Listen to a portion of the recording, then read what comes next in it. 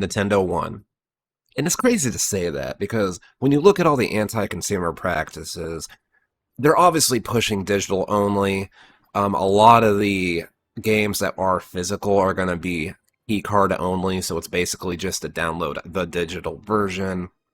And we already know, let's just talk about digital for a second. Digitals cost the same amount as physical, and these companies keep pushing digital, and they're selling the digital copies for the same amount as the physical copies, even though there's no overhead. It literally costs $0 to create a digital version of a game, yet it costs the same as the physical. That's first of all scummy. Now, Nintendo's not only pushing that, but then they're trying to sell you a physical copy that's not really a physical copy. It's just a key. It's basically just a digital version of the game. And then on top of that, too, if they catch you doing anything scummy, so let's say you bought a digital key and then you decided you didn't want the game anymore and you wanted to try and like trade it with your friend or something. We already know Nintendo also implemented a feature, quote unquote feature, where they can brick your console permanently, where the only thing you can do is buy a completely new console after that if they catch you doing anything. And that could be a thing, we don't know yet, where the digital key, if it is registered to your console and then you give it to a friend, it could end up bricking your console and maybe even your friend's console. We have no idea how this is working.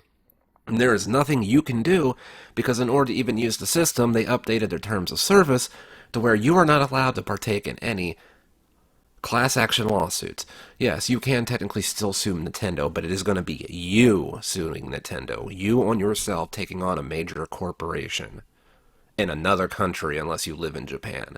Like, that is just so beyond the pale to me. It is so crazy. And then we can talk about the prices. So, game prices keep increasing, and like we said, they're pushing digital. Most people are buying digital nowadays because you don't have to go to the store, you don't have to order online and wait for it to come in the mail. It doesn't take up any shelf space in your home. Yet games are still costing the exact same amount. And not only the same amount, they're costing more. So on the PS4, games were $60. As we come into the PS5, Xbox Series X era, they increased to $70. And now Nintendo, with the Switch 2, is increasing games to $80. Even though games cost, it's the cheapest they've cost to make, really ever, because of the advent of digital. And yet, the console sold like gangbusters. Pre-orders sold out. They did.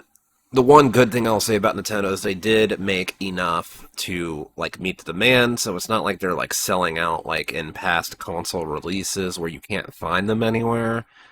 At least obviously this depends on where you're at. I'm sure some stores, some areas, they're selling out more than others. But I don't know if we should really give them a pound on the back for that because it's like, hey, good job, you made it easier for you to be able to take my money. Like this is just be something consoles do is like you create enough product for people who want to give you their money. But they're still flying off the shelves. People are still buying them like crazy. And I don't know, this is obviously gonna set a precedent. Games are probably going to be $80 as we approach the next generation. Heck, they might even start doing it before then. The whole $70 thing was supposed to be a quote-unquote like quadruple A games or whatever, but it's just kind of become standard, and luckily a lot of the people playing Mario Kart probably got it because they got the pack-in game, the fifth, which is basically $50. You pay the $450 for the Switch 2, and then you get the $50, the 500 version that comes with the game. So we're going to have to wait for them to release some more $80 games where you have to buy them standalone. We'll have to wait and see how those fly off the shelves. But as of right now, it's looking like the Nintendo simps and fanboys and the uninformed consumers have kind of screwed all of us because these other companies, you don't think EA and all these other companies, even Sony and Microsoft, you don't think they're looking at this being like, oh, if gamers are willing to pay $80, then we'll just start paying for $80.